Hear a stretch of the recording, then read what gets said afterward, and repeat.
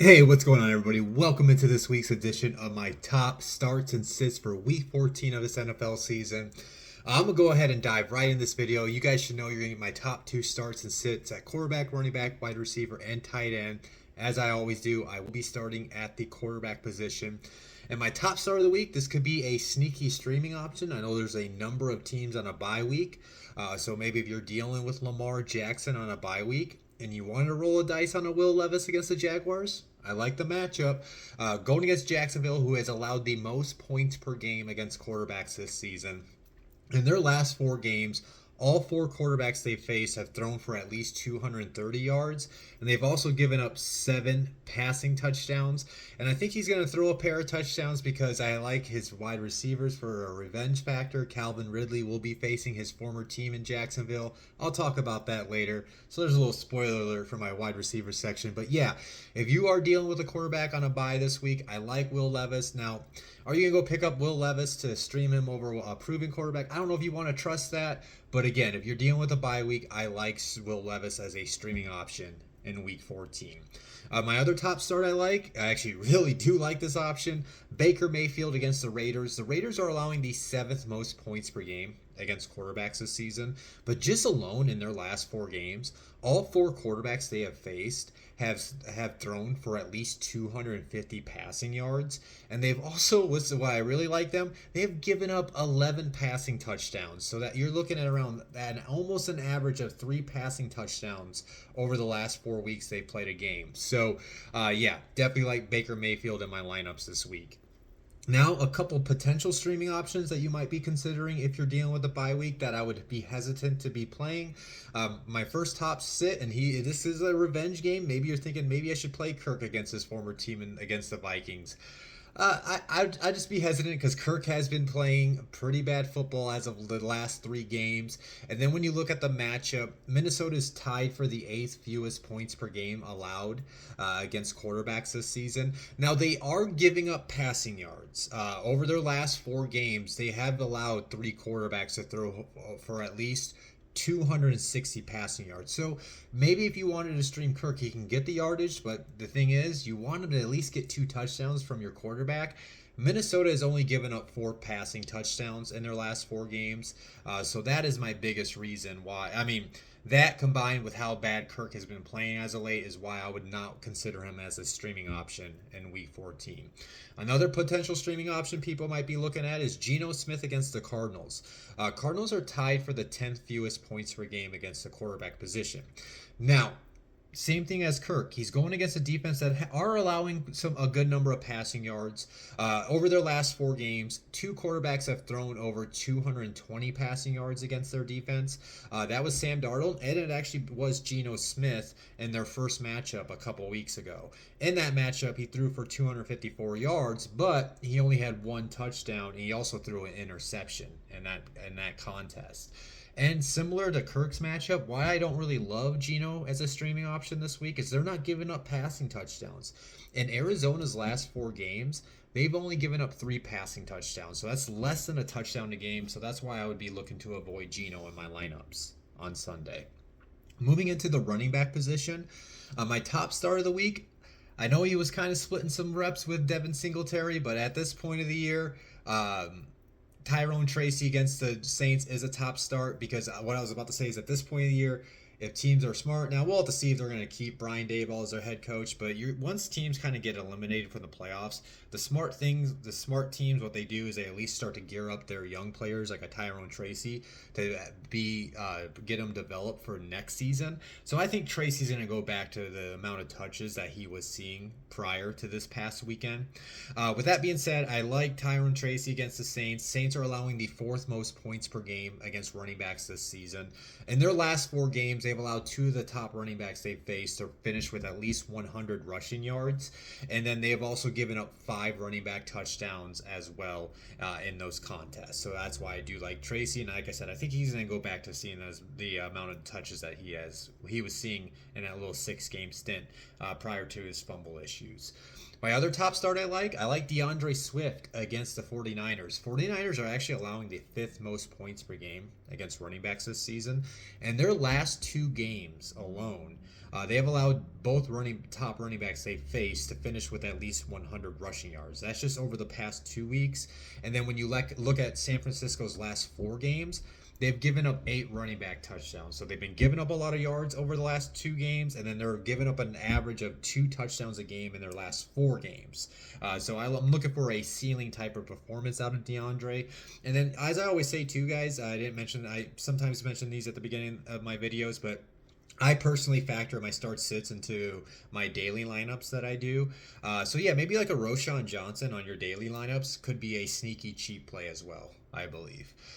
Moving into my top sits, I am going to go with Gus Edwards against the Chiefs. The Chiefs are allowing the fewest points per game against running backs this season. The most rushing yards they have allowed in their last 4 games was 64 rushing yards. This was that past Black Friday game to that rookie for Las Vegas, Sincere McCormick. And they've only given up 3 running back touchdowns over their last 4 games. So they have been one of the toughest run defenses, and I'm looking for them to bottle up the run and try to see if they can Justin Herbert maybe could beat them with the arm, but I think they're going to try to force them in a lot of 3rd and long situations so they can get after the quarterback in that game. My other top sit, I am going to go with Chuba Hubbard against the Eagles. Before I dive into stats, one thing I'm factoring into this as well is Chuba Hubbard had that costly fumble in overtime. Is that going to take away all of his touches? No, but you factor in that he fumbled the ball away, and I think this is Jonathan Brooks's it might be his 3rd game back, his 3rd game in action.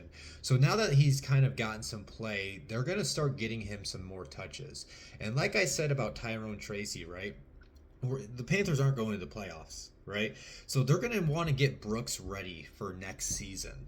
So eventually, I think you're going to see Brooks start to take away some of these touches from Chuba Hubbard. So besides that factor, he also has a tough matchup going against the Eagles, who are allowing the 4th fewest points per game against the running back position.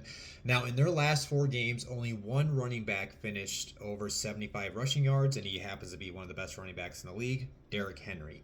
And then while I also don't like him, is they've only given up 2 running back touchdowns over their last 4 games as well. So I know there's a lot of teams on a bye. Maybe you have to have a Chuba Hubbard in your lineup because of the amount of teams on a bye.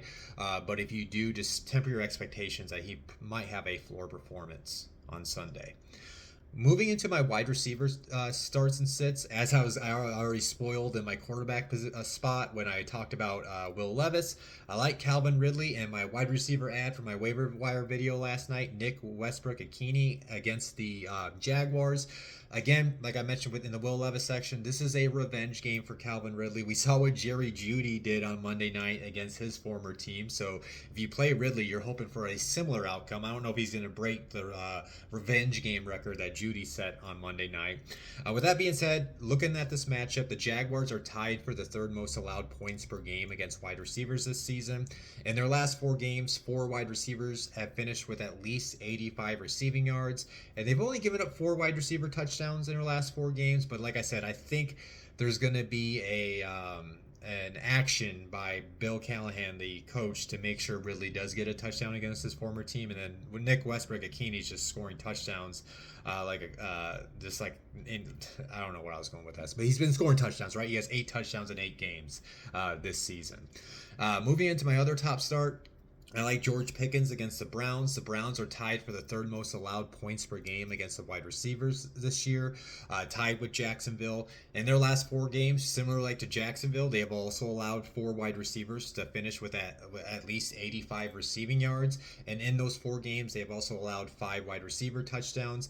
I feel like George Pickens is due for a big performance, so I'm looking for George to leave this weekend with at least 100 receiving yards and a touchdown against Cleveland. My top sits. Now, my first one, guys, I understand if you got to play them because there's so many teams on a bye.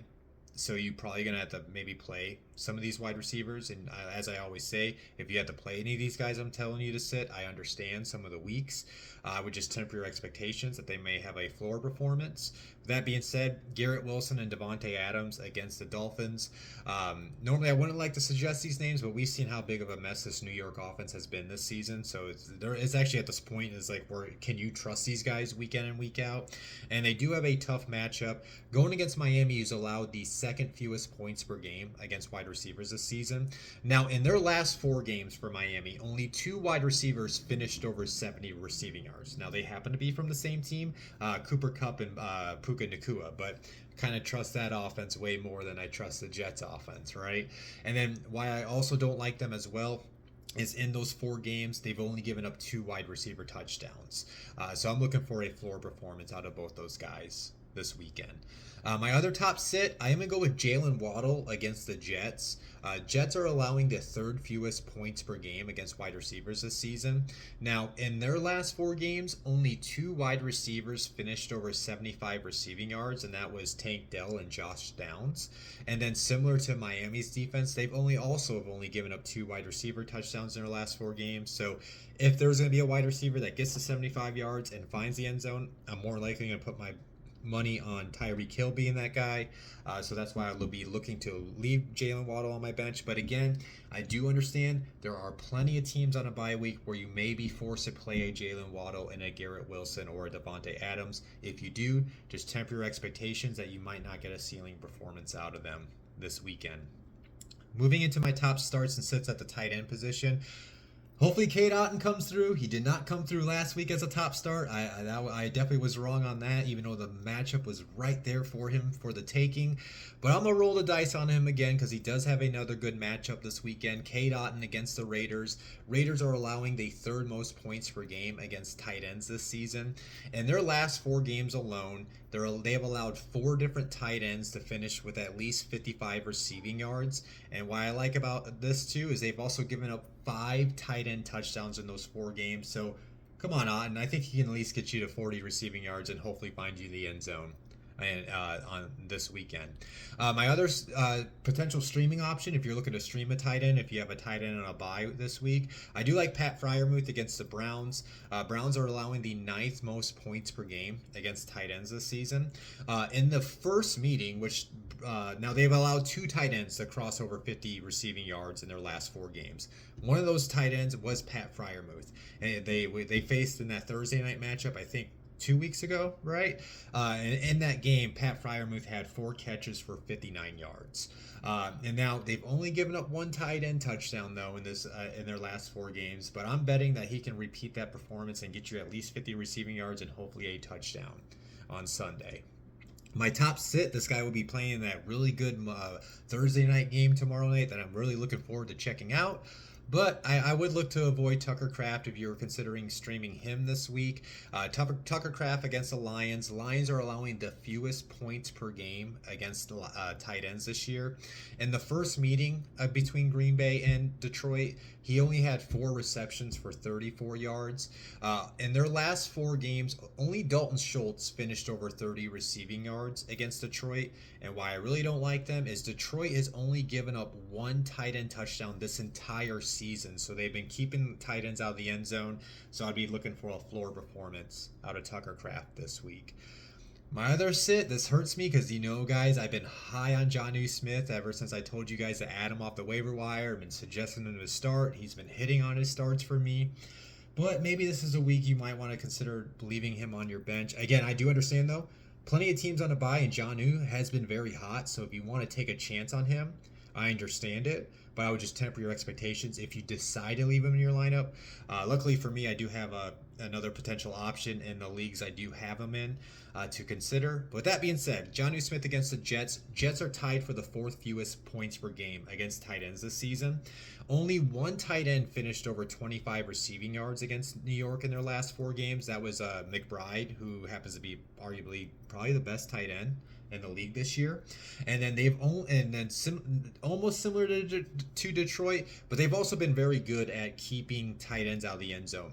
The Jets have only allowed 2 tight end touchdowns this entire season. So that's why I really don't like his matchup this week. So yeah, those are my top starts and sits for week 14 of this NFL season. Wish you guys all the luck. Hopefully you do have a playoff spot locked up heading into this weekend. If you don't, I wish you the best so that you get your big win, get into the playoffs, and roll on to the championship game. As I always say though, guys, if you enjoyed this video, hit the like button. If you have not subscribed or followed me on my social media platforms, please do. You can mainly find me on X, that's where I'm the most active, but I'm also on my YouTube, and I do have my TikTok and my Instagram. It's not as active, but I like to post some photos every once in a while over there. With that being said, I wish you guys the best this weekend. Once again, wish you guys the best of luck to win your matchups and get into the playoffs this weekend.